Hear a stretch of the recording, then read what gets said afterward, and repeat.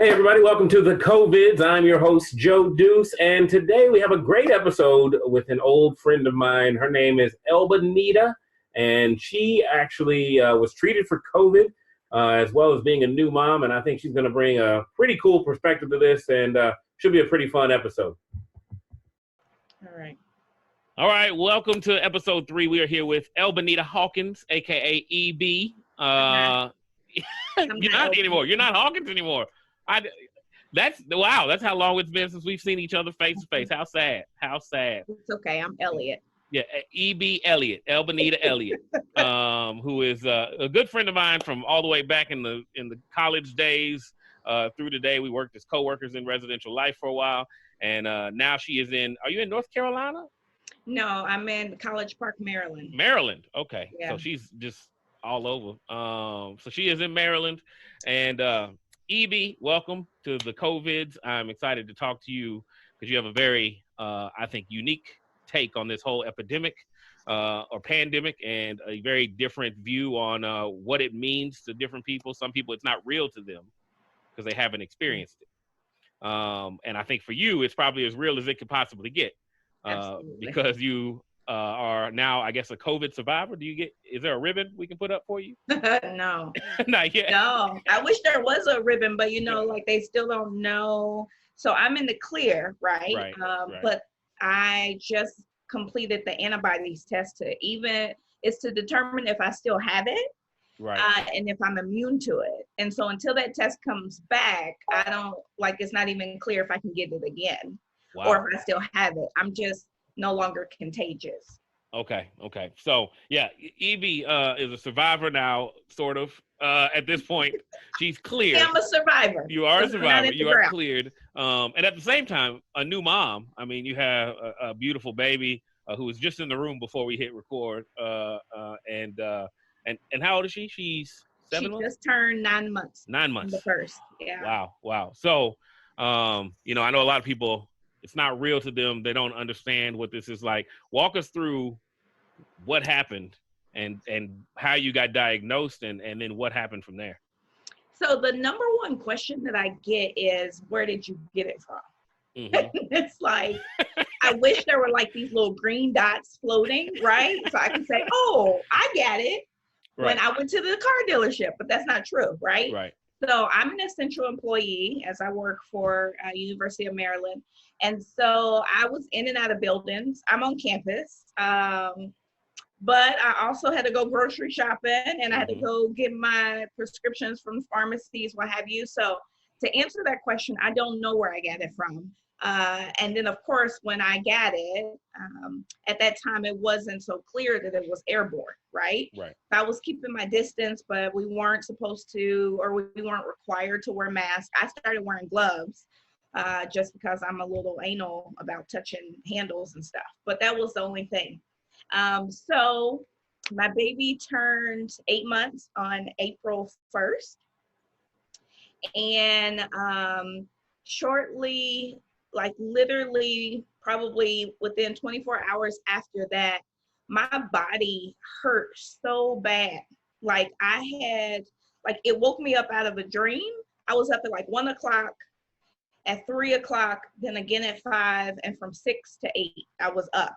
And it was intense, like kidney pain. But I thought, well, I haven't drank enough water, so it will make sense. Like maybe I'm dehydrated and my kidneys are screaming at me. And then it just went away. So I was like, okay, I don't think anything of it. I went about my day as normal as we're teleworking. And then I just felt kind of heavy later on. And that was probably maybe 12 hours after the body aches went away. And I was like, man, something's going on. So let me check. And when I checked, I had a temperature of 100.7. And I was like, well, that's weird. But maybe I'm coming down with something, or maybe I'm fighting something. So I was like, all right, I'm gonna just chill out and like drink some water, hydrate. You should also know I have severe allergies, and I know.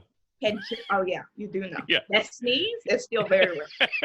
And my baby sneezes like me too. Oh, wow. Crazy. Oh, bless her Yeah, heart. we try not to sneeze at church during prayer. You Yeah. set some alarms, right?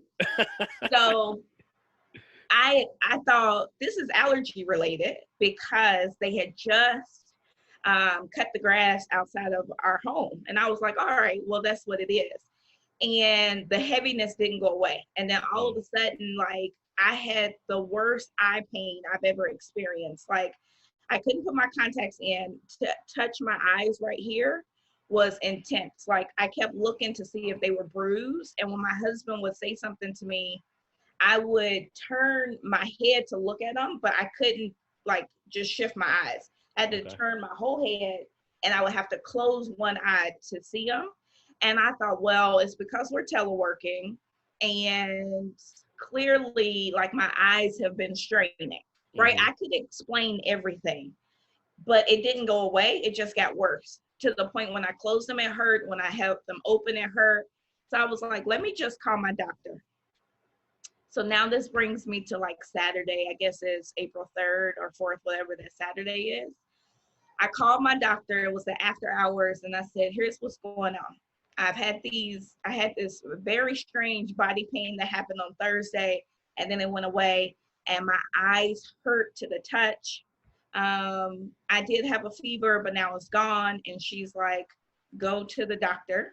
What I want you to do is go to urgent care. When you get to urgent care, she's like, I'm not saying I want you to have the flu, but it would be helpful if you had the flu. And I was like, okay, right? How worrisome is that? Because when your doctor says, I'm not saying I want you to have the flu, but I hope that's what you got. Yeah, it's like, no. In my mind, I was like, no. But then I'm like, no, this can't be happening. So I get on the phone with urgent care because you have to schedule an appointment. The area we're in, they're like, come on in, just have a mask if you can. If not, we'll provide. And I tell my husband, hey, listen, I need to go to urgent care. Right away, he starts making plans for our daughter to leave our home. I don't know this until I return and she's not here. So I go to urgent care, I get a strep test, I get tested for the flu, and they also did an eye exam to check the pressure of my eyes, and all of that came back negative. And the doc there was like, so you don't have it, you don't have the flu, you don't have strep, and your eye exam is normal. And my heart like literally went up into my throat, and I was like, wait, so do I have like COVID? And she's like, I mean, you could. And that's how she talked to me. You could. I'm just going to put it as a virus. Was that the first time that crossed your mind? That the COVID and coronavirus had even crossed your mind? So when my doctor said, I hope you have that's when it hit. Flu, that's when it hit. Like, this could be it. Okay. But I'm thinking, all right. So this doctor's so nonchalant. And she's you could. To me. Now you know what? Tomorrow they might say your fingernails hurting is part of COVID. So you just never know. And I was like, okay, right. I'm freaking out. But she's like, I'll give you a work excuse for 3 days. And I'm like, okay. I get back home. My baby is already gone with her, with my sister-in-law. My husband was like, what did they say? And I said, the test came back negative. And he's like, okay, so what will happen is you are going to be isolated to the room because we have direct access to our bathroom. I've already moved all my stuff out into the other room, and we'll wait until we hear from your doctor. And I'm like, well, where's our daughter? And he's like, she's gone. And then when you hear back from your doctor, we'll determine from there, right? And so my heart broke, and I just started crying because now everything's going through my mind. Like, is this a virus or isn't it a virus? Do I have it or don't I? And my baby was in the house with me along with my husband. Right. So what does this mean for them? Now, at that moment, because as a parent, I mean, I know what it's like from a dad's perspective. Yeah. I don't know what it's like from a mother's perspective. What range of emotions were you feeling? Were you thankful that your husband made that move so that your daughter could be safer? Or were you that and simultaneously upset with him for not consulting or telling you what was going on? Like, how did you feel? Yeah, that's a good question. So I'm gonna tell you instantly I felt guilt Mm, and I felt shame. Shame because I had exposed two colleagues because the squirrels on campus ate through the wiring of my car. I felt like I was getting punked, right? Not only might I have this virus, the squirrels then got hungry and caused $2,000 worth of damage in oh, my wow. car. And so my colleagues took me to like the store that last time, like on that Thursday, and to my daughter's doctor's appointment. So I felt guilt and shame. Shame that I had done something wrong, because this is what I felt, right?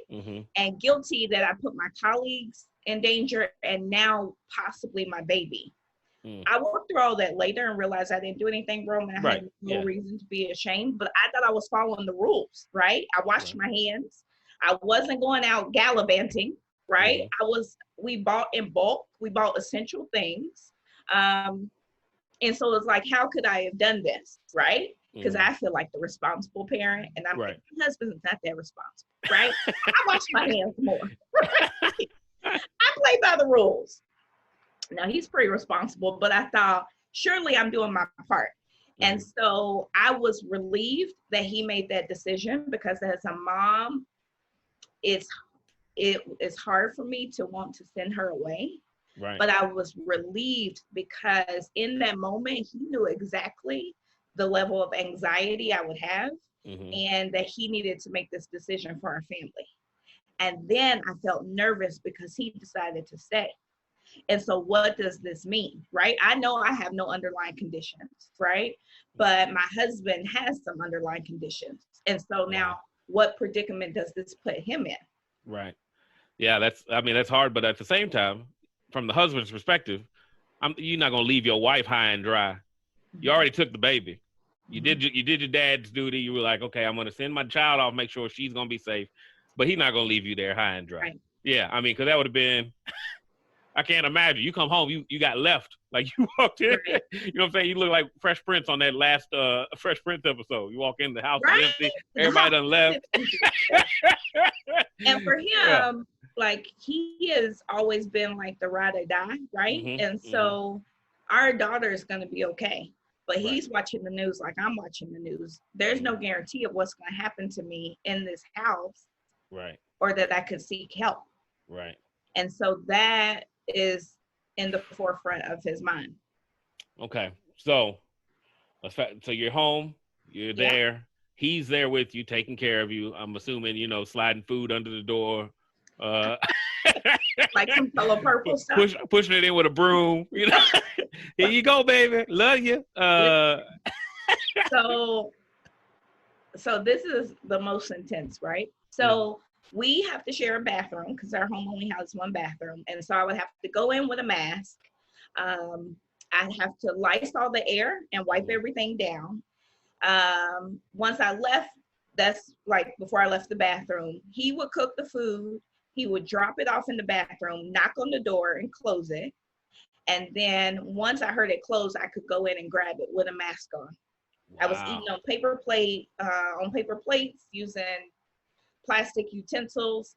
I messaged my doctor and let her know how the flu test and the strep test came back. And I got a call from her within 24 hours. And she said, so we're going to treat this as you having it. And it's like, once that conversation happened, things sped up, but went in slow motion, if that makes sense. So I started taking Tylenol. I wasn't sure. I had friends and I was like, yo, pray. Like, here's what they're saying. And she was like, okay, I'm going to try to get you tested. And so a couple of days went by. I'm quarantined. I'm missing my child, but I'm not missing my child because I know she's safe. And I'm like, well, like my symptoms are coming and going. My fever never returned. Wow. And it's like my body aches are there, but they're the type of aches you would get if you've strained your muscles, right? Okay. And again, I'm rationalizing all of this stuff in my mind. It's my allergies, it's I haven't drank enough water, it's I'm sleep deprived, right? Because I'm a new mom. Right. Also, I've been sleeping weird. So the muscles in my back are tight, and that's why my body hurts. And we've been teleworking, and so that's why my eyes hurt. So I'm just gonna wear my glasses and take a break. And then the cough. The cough.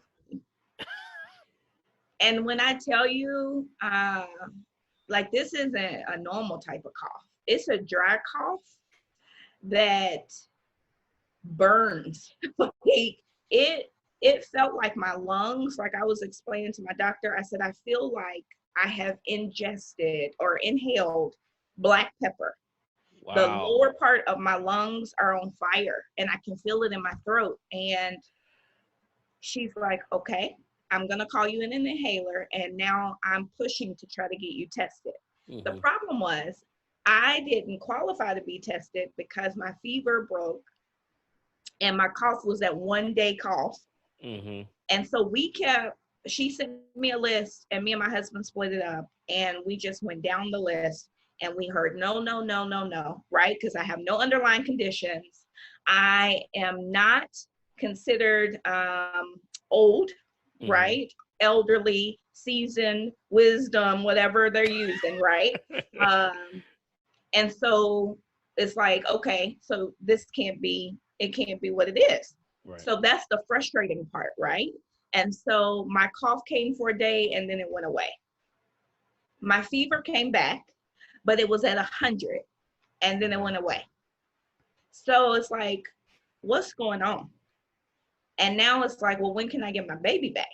Right. And so after 7 days, I qualified to be tested because my doctor told me to stop taking medicine. So I had to stop the medicine, right? Oh, wow. Yeah. And kind of let myself get worse to qualify.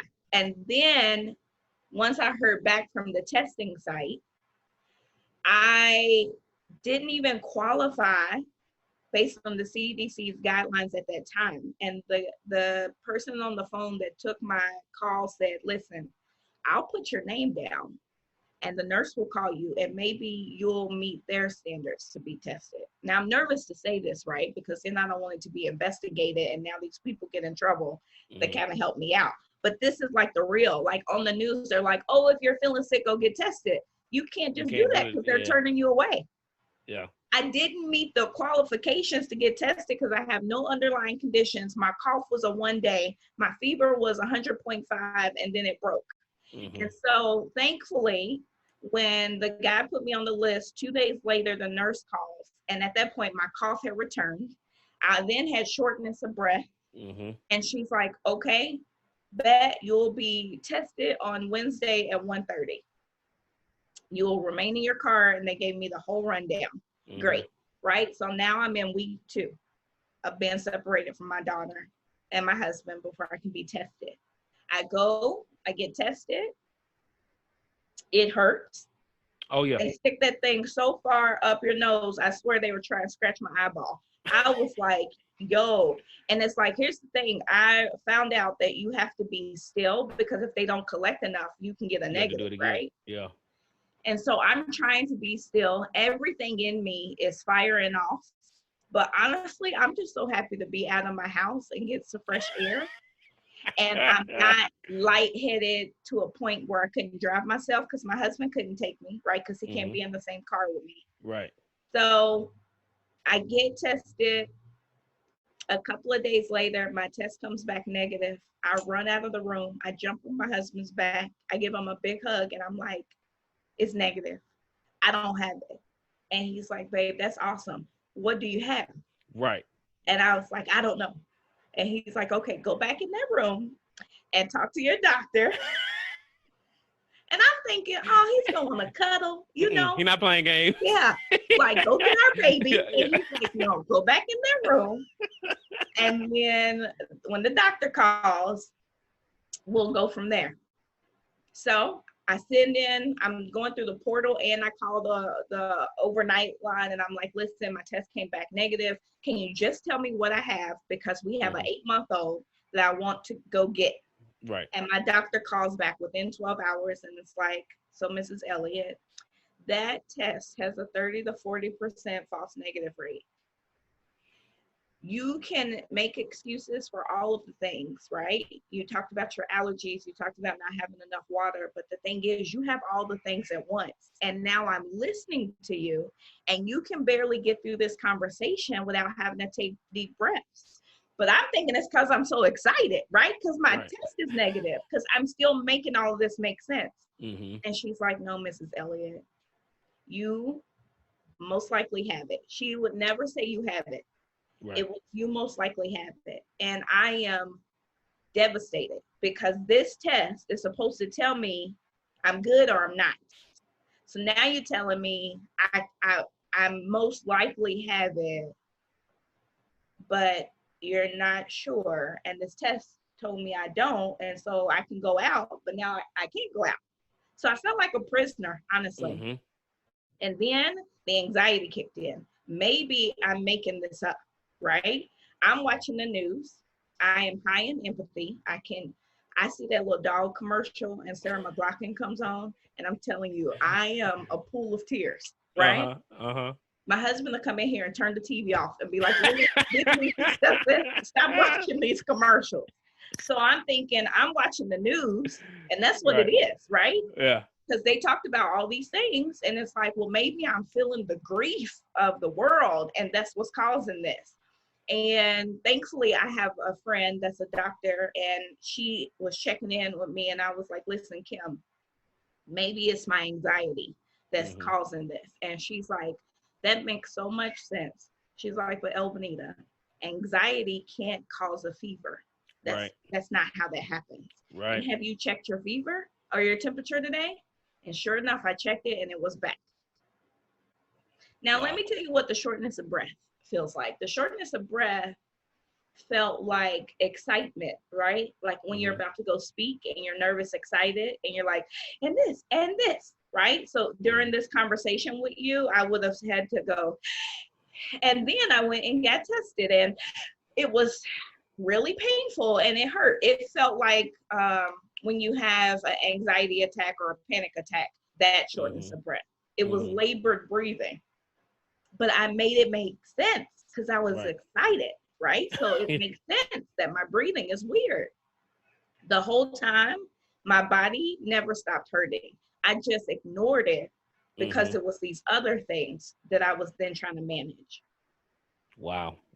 Did the heavy feeling go away? Or was that there the whole time too? It was there the whole time. Wow. It's just some symptoms elevate and then some subside, right? The body aches were never as intense as that Thursday night, but they were a constant. It was just an achy feeling like in my muscles. Okay. But I even made that make sense, right? Because I'm teleworking from my bed and my feet don't hit the floor because I'm 5 feet, right? And they're dangling. So it's like, well, clearly the blood is not flowing how it needs to. And I just need to put my legs up. Like, Joe, I am making this make sense because I refuse to have this virus and I followed all the rules. Yeah, you're like a girl with a bad boyfriend. Oh. Like you know what I'm saying? Like you keep making it make sense and everybody else is like, no, baby, you need to go somewhere. Like you need to take care of this. That's what you kept qualifying it. Yeah. You were like, eating all your food and then he leaves. You know what I'm saying? Yeah. Yeah. That is I can't imagine that. Now what did you I will tell you, I actually had to go into isolation as well. Not to the same degree, but it took us 10 days to get my test results. And by then I was feeling better. I had some shortness of breath, wheeze and stuff, but mine was seasonal allergies. But that test, you're not lying. It's like they're scratching the back of your eye. It's back in there. I held my breath. I don't know how you did yours. Yeah. I literally just held my breath. It was like this the whole time. They was up in there. I felt like this must be what the pharaohs felt like in Egypt, getting the brain taken out. Like she was in there. It was not soft about it at all. But it, I know my time in isolation. I was in a separate room. I had a separate bathroom, and literally would FaceTime with my family while we would eat meals, even though I'm 2 rooms away. And that's how I tried to keep some connection to my daughter during that time without being able to hold herself. What were you doing as a new mom to try to, get some fulfillment? I mean, let's be honest, the kid doesn't know that much difference. I mean, she does, but she doesn't. You know what I'm saying? Like, what did you have to do to make yourself feel fulfilled as a mother during this time? Well, my sister-in-law did well with taking care of her. My mother-in-law also went to the house to help. And so I got to video call her like 3 times.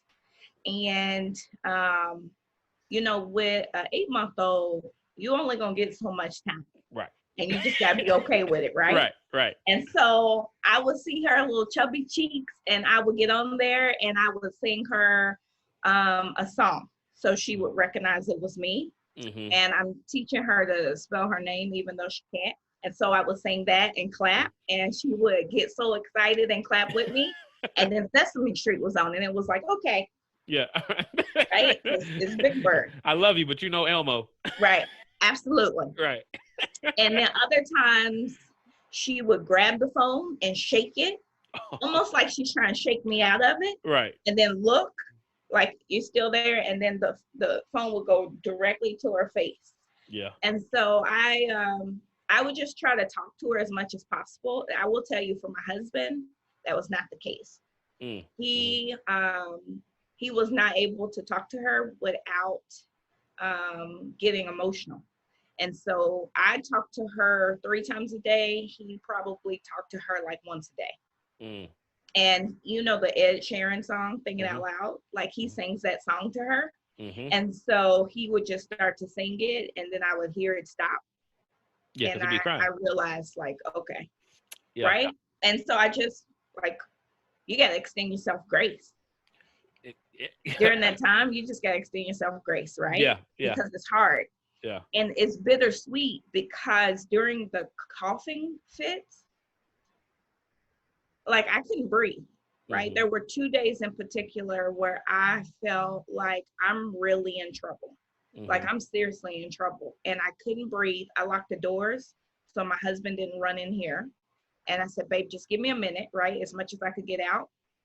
I used my inhaler, and I started writing down all of our banking information. Even though he has this, I wrote down the life insurance policies, the banking information, like where my family's plot is and how much money it would take to bury me, right? To cremate, because they weren't sure. I have a friend whose family has died.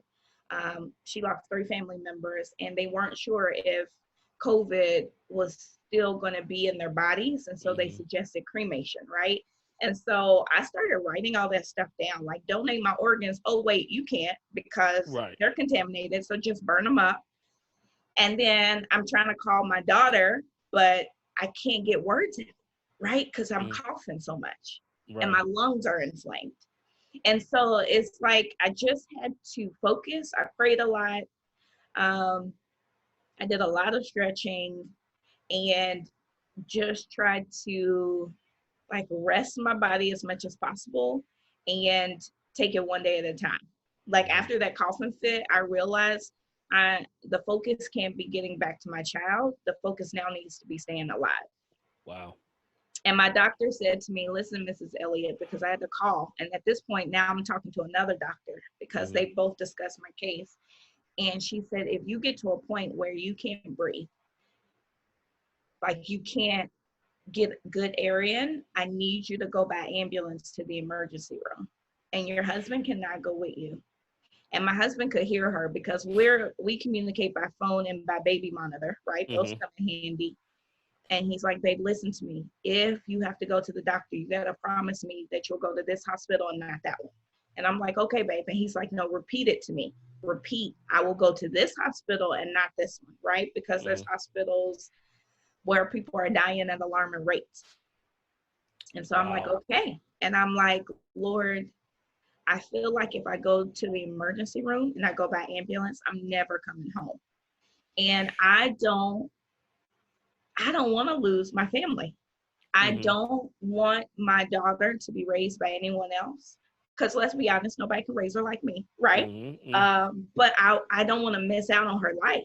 I Right. also don't want my husband to experience a loss in this way, Mhm. right? I'm not fearful for where I'll go after death, right? I make no excuse. I believe in Christ, and I feel like I'm going to make it to heaven, right? Mhm. But I'm not ready to go because I have a child and I have a husband that need me.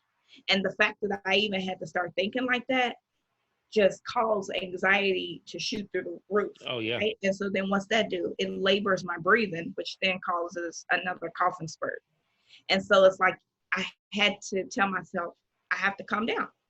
I Mhm. got to take deep breaths so it doesn't enter my lungs. I got to take all the meds that I'm supposed to take because now that I've been tested, I can start taking them again. And so my doctor told me to start taking 50 milligrams of zinc, vitamin C, and I started taking Mucinex. Mhm. And I also have a friend that emailed me some things, and she's like, you need to raise the pH balance. So I started eating pineapples, eating a lot of avocado. I started drinking dandelion tea, which tastes pretty awful, but I'll do it, right? Okay. Okay. I like that was what my diet consisted of. Wow. Yeah, Wow. Yeah, but you made it. I You made did. it through. Day Walk me. 27. Yeah. Walk me through day 27 because I remember checking in with you, and you had to have so many days without symptoms in order to be able to be back amongst everyone, your people, and you had a minor setback at one Oh point, gosh. and you were what, 3 or 4 days in, Yeah. So I fever. had a minor, so you have to be 7 days symptom free. That's what I Hmm. was told, right? And we had planned to pick her up on a Tuesday. Hmm. And Monday, I started coughing and I couldn't breathe.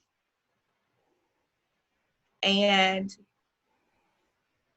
they also were cutting the grass outside of our house.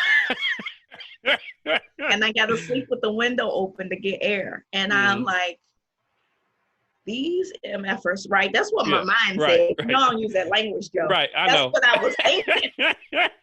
Your What mom you was say? You clapping. didn't know, I know y'all did not mow right? the day before I go get my baby. Don't nobody care about that grass. Right. Who's on campus? Exactly. Oh, so I had to call, Hmm. right? And I said, and instantly we scheduled a televisit. And on Tuesday, she said, "I'm sorry, my dear," and tears just, and Yeah. she's like, I know, but listen to me. She's like, her little body won't be able to tell you. Right. And I'm like, okay. okay, it's fine, right? It's that anger and sadness, and I'm like, it's fine, Hmm. okay. And she's like, that cough. She's like, I'm gonna be honest with you, Mrs. Elliott, you're tricky because you have intense allergies, Hmm. which could be what this is, but it could also be COVID. Mm. And so you just need to be 7 days free. Wow. So that was day 6. And I had to be 7 days free of that cough, Hmm. right? So that was the setback. And it was intense. And after that setback, I cried myself to sleep every night because Oh, it sure. felt like at this point, this isn't going to end, Right. right? Like I'm not getting better. Yeah. And mind you, my body still hurt. I just forgot. I got used to Right. the pain. My chest, if I was being honest, still was tight. It felt like I was being bear hugged. Mm. But none of that mattered to me, right? Like I have pushed it out because I've been dealing with it. So I kind of got used to it. It's crazy how your body will try to normalize things, right? Because Hmm. my mind shifted to getting my daughter back instead of getting well. Right. Whew, okay. Well, then what? 10 days later, you were 7 days free, something like that. Yeah. And were able to reunite with your daughter. How was that? Well, it was awesome. So first, we had to spring clean, right? We wiped everything down with bleach. I mean, I'm cleaning like I ain't cleaned before. I had to, get my life together, dusting everything right. We want to make it safe for her. And so my husband and I left on Thursday. We went to pick her up, and she was sitting in the middle of the floor, like clapping, right? And when we came downstairs, she just looked. She looked at him, and then she looked at me, and then she looked at her aunt. Then she looked back at us, and I was like, "Honey, bunny, bunny," and I just started singing to her. And my husband started singing to her, and he walked over to her and picked her up, and she started crying, and then she stopped. And it was this cry of like, "Where have you been?" Right. Yeah. And it was bittersweet. Like, we thought she'd be so excited, but honestly, she took to me first, because it's almost like she had to warm up to my husband again. And then once she did, it was on, because she's a daddy's girl, right? So then we fighting over who's going to take turns. Like, it's my turn to hold her now. And he's like, "Babe, I've only had 5 minutes. Like, give me 2 more minutes." Right? And I'm hovering. Right. Meanwhile, Sesame Street's back on, so she don't care. So she don't care who's holding. Just point me towards the TV. That's all I need. Yeah. And so, like, day 27 is when we get to reunite with her, and then she turned 9 months on the 1st. Wow. Yeah. Well, I'm glad you were able to reunite with her. I'm glad you're still hanging in here, kicking. Got the antibodies, all that good stuff. How has this all changed, like, your outlook, like, on life? Yeah. So I realized before we separated, due to this, like, we wasted so much time on technology. So I would get home tired from work, right? Or having been in meetings all day, and I would hold my baby, but I would play a game on my phone at the same time, just trying to unwind, right? Or watch the news. And there were times where I would look down and she's looking up at me, right? But I'm like, she's not going to remember this, right? She's not really at the age where you have to really, like, do the intense work. And my husband and I, the same thing. Like, we would sit on the couch and not talk for real. We just watch a movie or just go back to wasting time. And what I realized after this is I don't want to waste time. Like, I never want to waste time again. Like, I want to make sure that we're reading those books to her, that we are doing the Itsy Bitsy Spider for the 5th time, right? Because she'll let us know, because she does this, meaning it's time. It's time. But it's sweet, right? I never want to take this life for granted again. And I didn't realize I was doing it, because as a new mom, like, you're tired, right? And it's like, I'm okay if she's just sitting there watching TV. She's not supposed to till she's 1, but listen, sometimes you need a break, right? But, like, no, like, I have been holding her and kissing on her, and we let her sleep in the bed just a little bit, and then we'll put her in her bed. But it's like, I just realized how precious this is, because going that long without being touched, like, my love language is touch, right?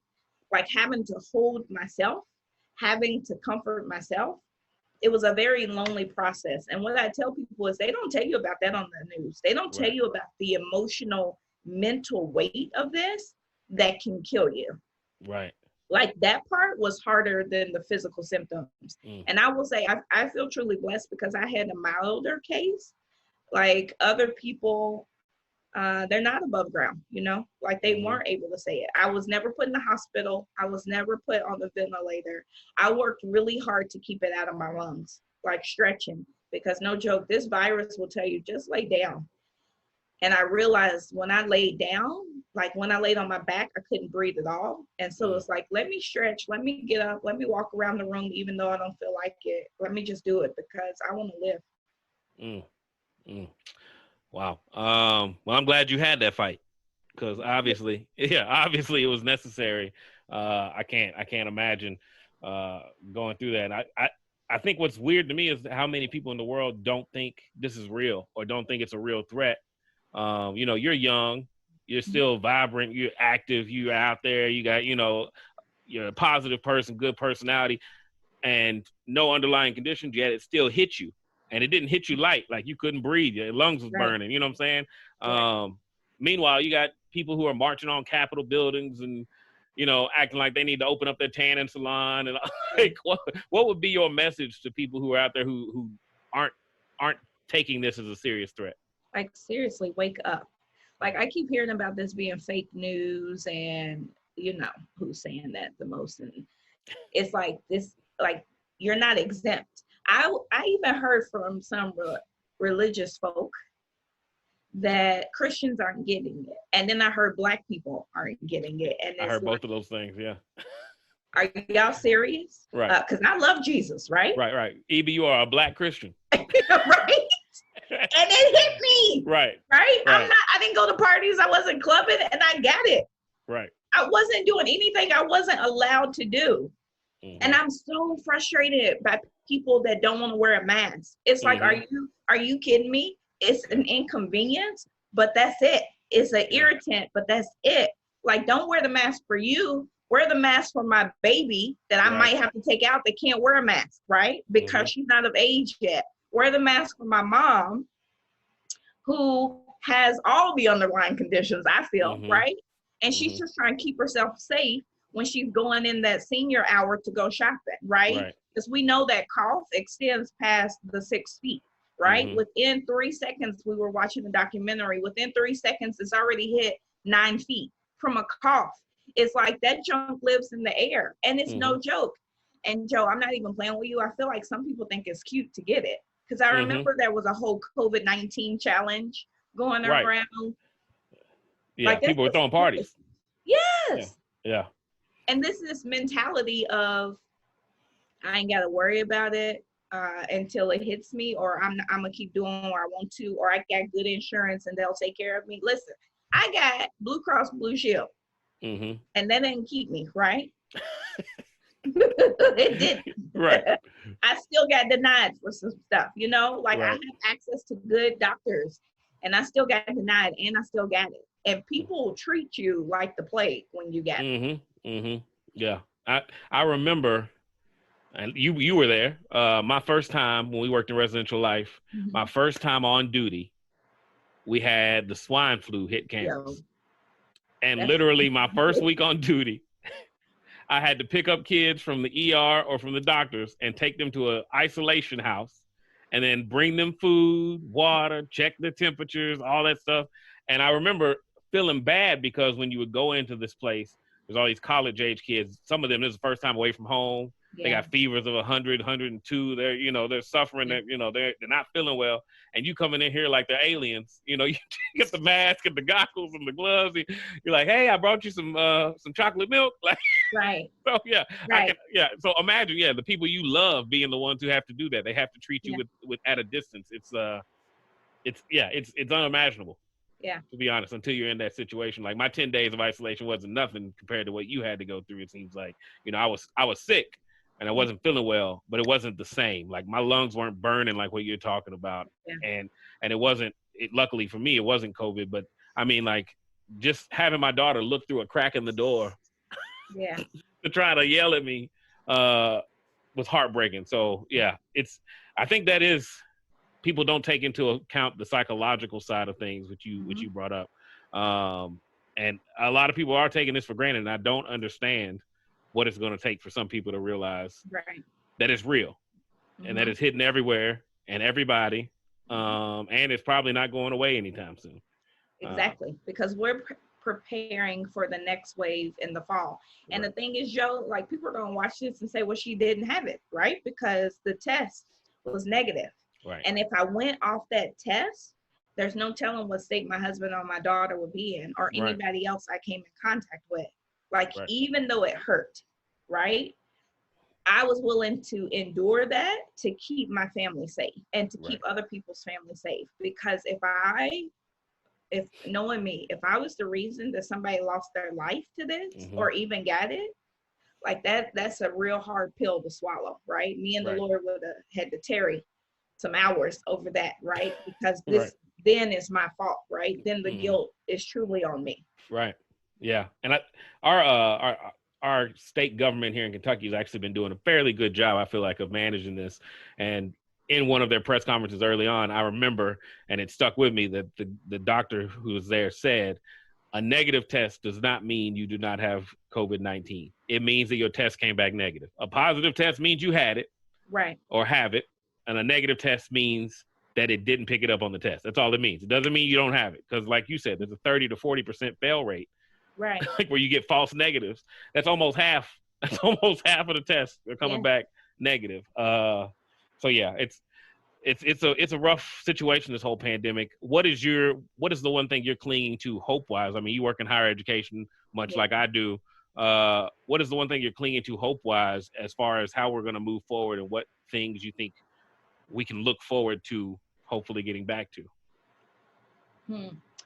I think we can look forward to boundaries being set that we didn't have before. Honestly, I think the environment's kind of healing itself.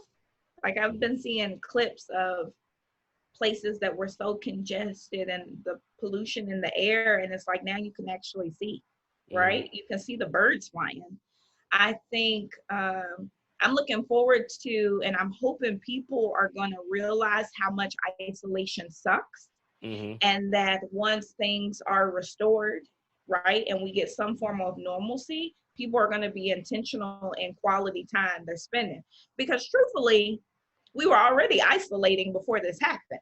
Right. We were just, our mind was focused on technology, right? It was on Facebook and Instagram and Twitter, and what the Kardashians are doing are like Real Housewives or something like that, right? Other things was taking our attention. So even when we were in spaces with our loved ones, we weren't really in the space. Right. And now that we are forced to distance, it's like, no, I want to be present in the space. And so that's what I'm hoping for and looking forward to. As far as the world is concerned, Joe, I don't know. Yeah. I feel like I'm just kind of riding this wave and waiting to see like what is the fallout going to be, and then how are we going to heal from it. Right. I will tell you, I'm encouraged that churches are having to do things different, right? And now people that never attended church out of fear of being judged or not having enough or what they look like or like however they lived are now tuning into Facebook and YouTube, right? To see clips, and maybe Jesus is being introduced in a new way. And so that I look forward to, I appreciate, I hold on to as hope. Wow.